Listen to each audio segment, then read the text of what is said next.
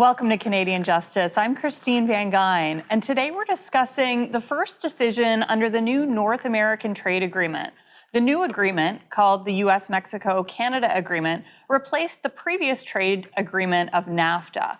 Now, this dispute involved Canada's dairy industry, an industry that attracts a huge amount of political attention because of Canada's supply management system. The dispute was over U.S. allegations that Canada violated its promise to allow slightly more dairy imports into Canada by imposing unfairly complicated rules.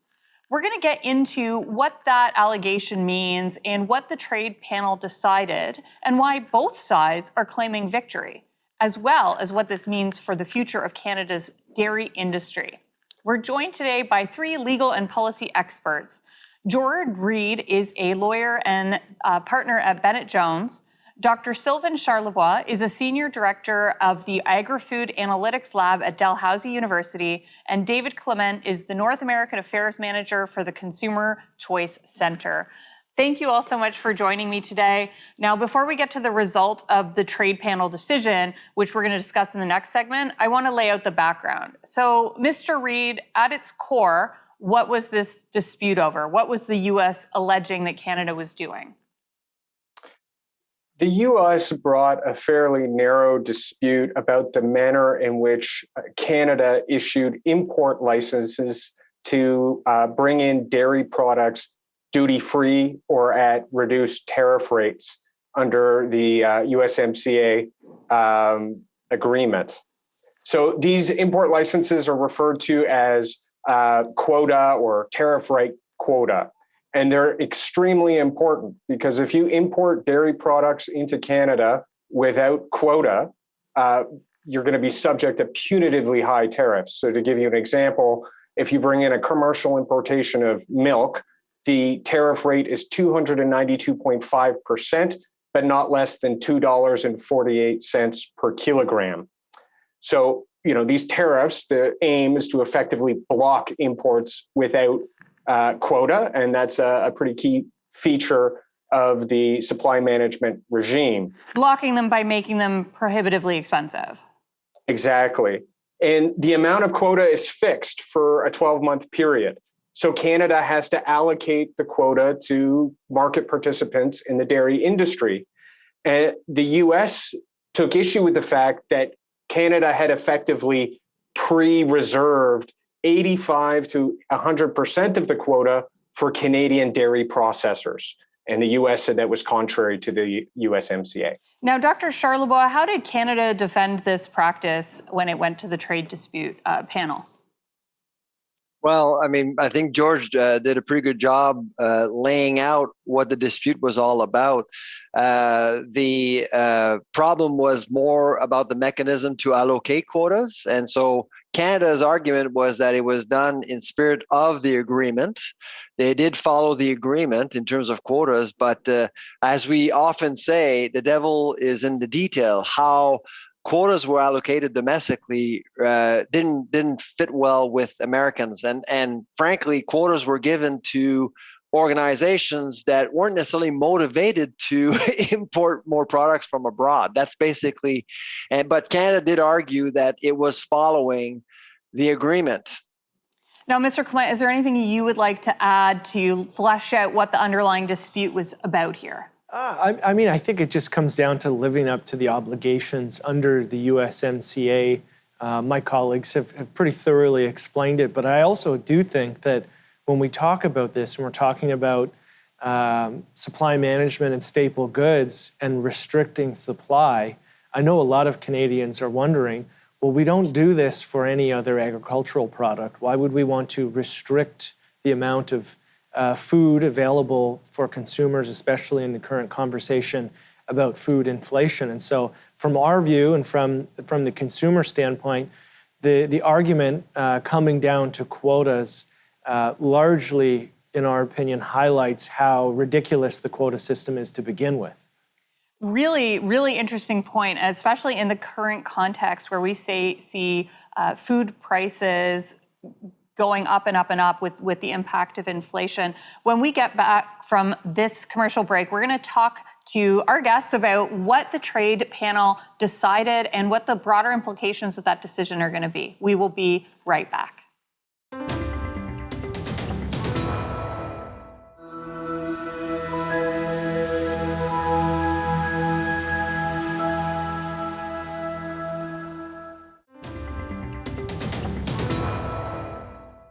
Welcome back to Canadian Justice, where we're discussing a recent trade dispute between Canada and the United States over dairy imports into Canada. So, Mr. Reid, in the last segment, we laid out what the U.S. was saying, what Canada was saying about this dairy dispute. Ultimately, what did the trade panel find? Ultimately, the trade panel found that Canada breached its obligation under Article 3A to 11B of Annex 3A of the CUSMA. It's that is some lawyer talk there, George. it's buried deep in there, but the words were pretty clear that Canada had to ensure that it did not limit access to quota to processors.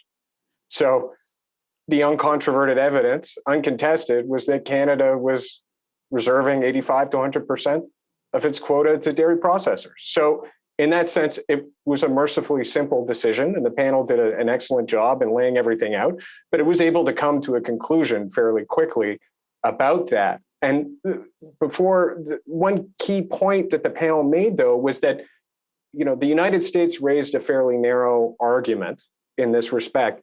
And the panel was at pains to point out that Canada still has considerable discretion about how it was going to go and allocate its dairy quota.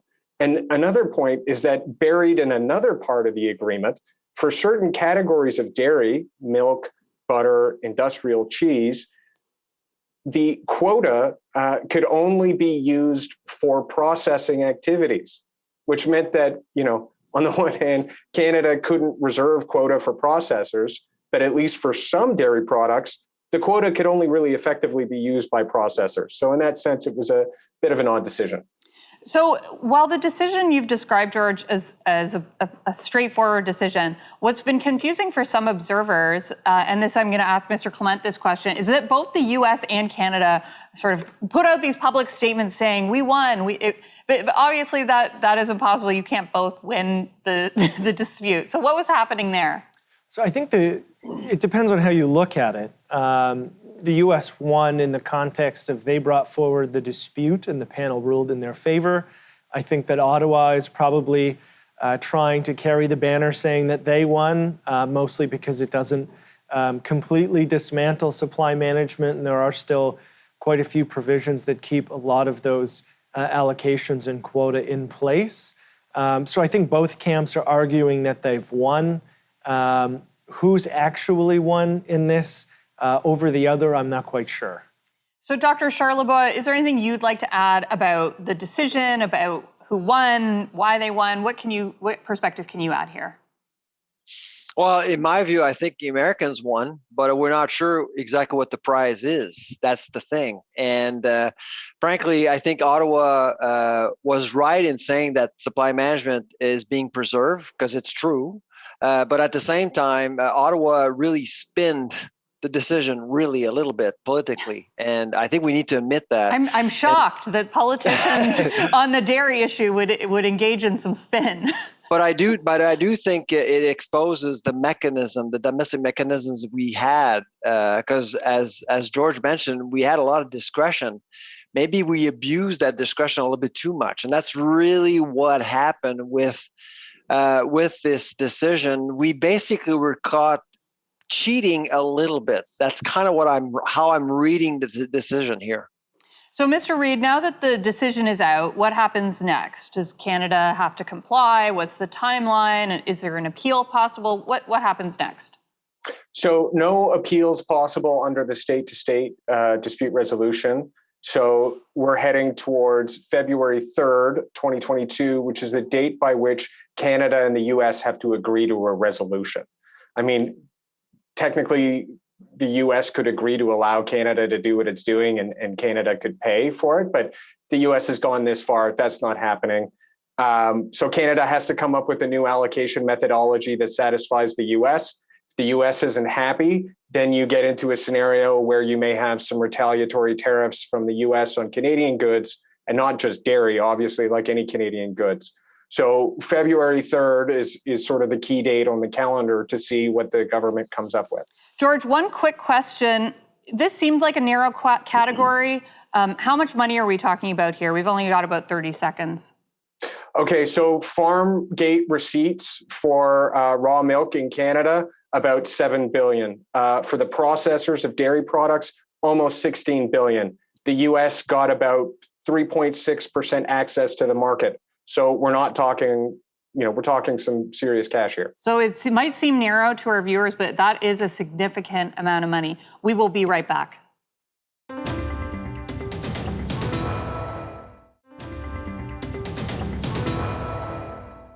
Welcome back to Canadian Justice, where we're talking about a recent trade dispute between Canada and the United States over dairy imports.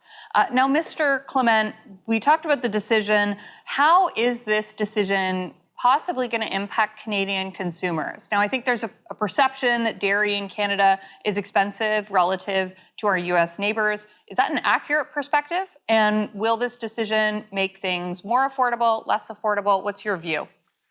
So I think the decision could allow for some additional American products to end up on Canadian shelves. And so from a consumer choice perspective, that would be a good thing. It's not widespread. It's certainly not what we would argue is necessary in today's climate. The perception that Canadian dairy is more expensive is 100% accurate.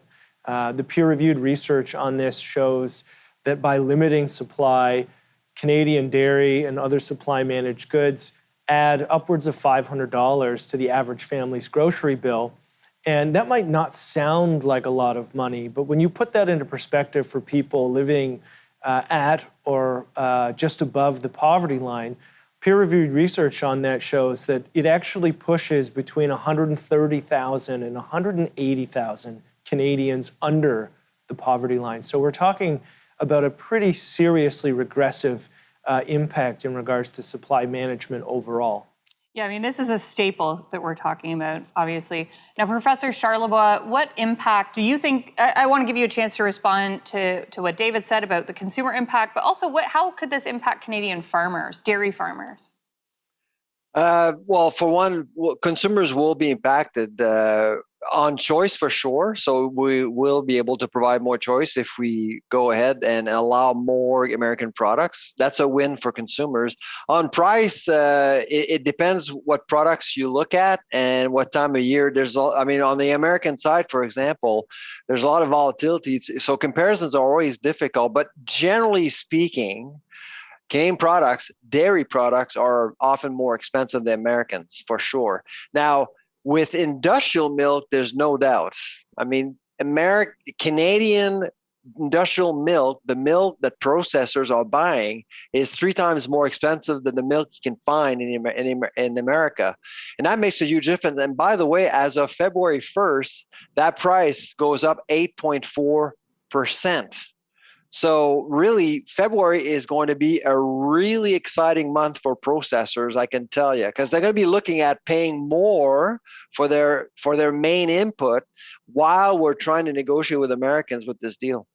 Really interesting perspective. Now, George, I want to get your perspective on how this trade dispute might impact our broader trade relationships, because this was the first dispute that went this far between Canada and the U.S. under this new agreement. What could it mean for our broader trade relationship with the U.S.? Should we expect further disputes in other areas, and even our trade relationship with other partners? Well, I think as we've discussed, the decision from under the CUSMA was one that was fairly narrow. I think the U.S. bringing this case early sends a bit of a message that they're watching and that they want to ensure that Canada lives up to its end of the bargain. The flip side of that, though, is that it's still unclear what tangible benefits U.S. exporters are going to get as a result of this decision until we see what the government of Canada does in terms of reallocating or coming up with a new allocation method. I know I have seen some comments out there suggesting that this is going to sort of start a new round of trade disputes with the US and other trading partners like Europe and New Zealand, both big players in the global dairy space. But I'm somewhat skeptical about that. I think it's important to remember that supply management has been in place for a very long time. And a number of countries, particularly the United States and New Zealand, have brought numerous disputes against Canada's supply management in dairy, and the system lives on, right? It's very, very resilient. Mr. Clement, why don't you get in here? I think to some extent, we know what the Americans perceive to be their gain if the USMCA is kind of obliged by. And for dairy, the estimate is dairy exports increasing by $227 million a year into Canada. Now, that doesn't necessarily come at the expense of Canadian dairy, because that same report suggests that Canadian exports to the United States would increase by $161 million. And that's really the crux of trade. A lot of people view it as zero sum. It certainly isn't. And that's why I think conversations that further open and liberalize trade, whether it's through dispute mechanisms or not, are beneficial for consumers. Well, we've got to go to commercial break, but when we come back, we're going to dive further into this conversation.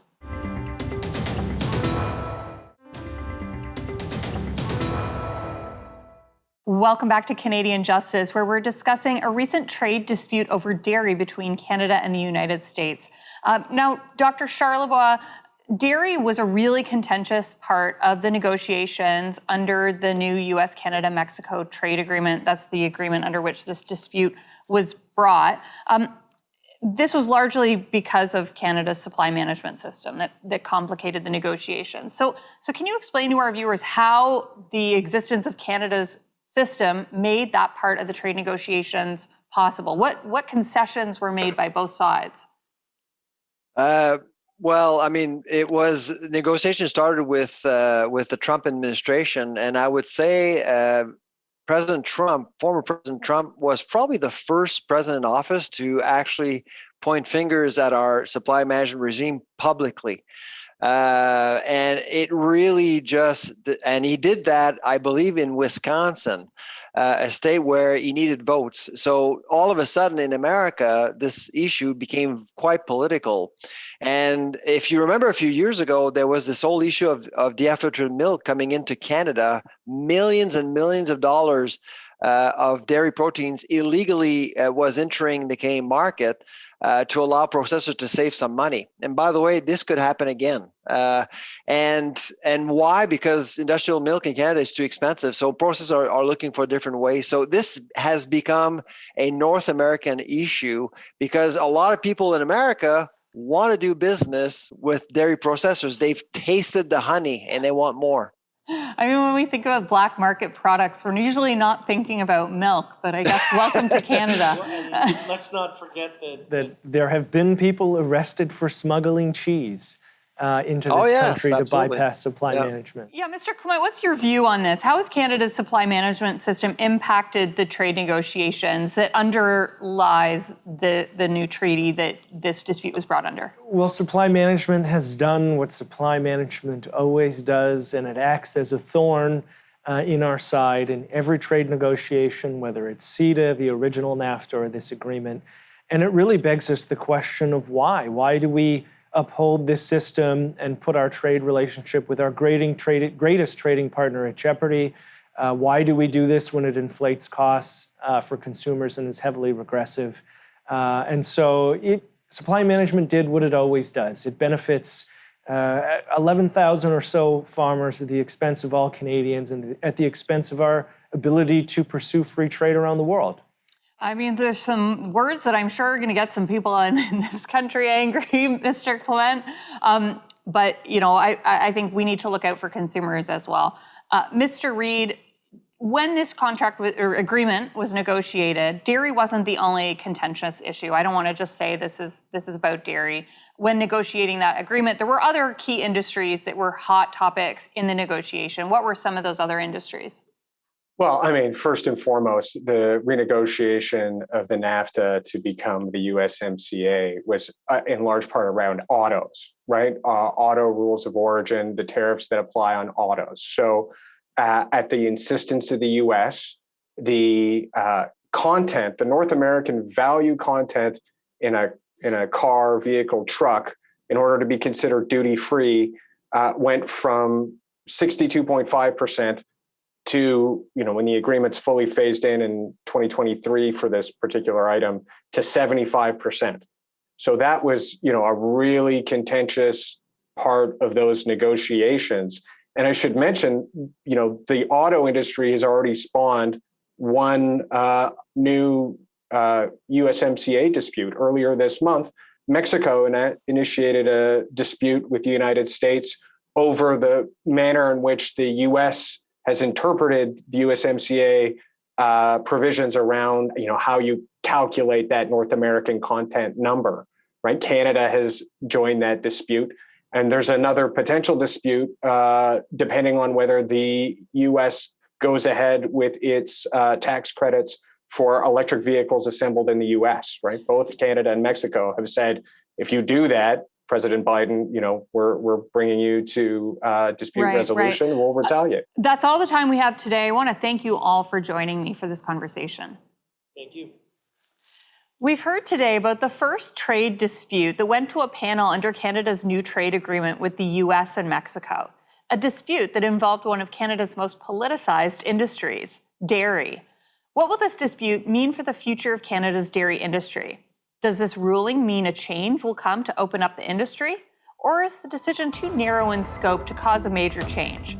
And what does this dispute mean for the broader trade relationship between Canada and the US? You be the judge. Thanks for watching, and remember, a freer Canada starts with you.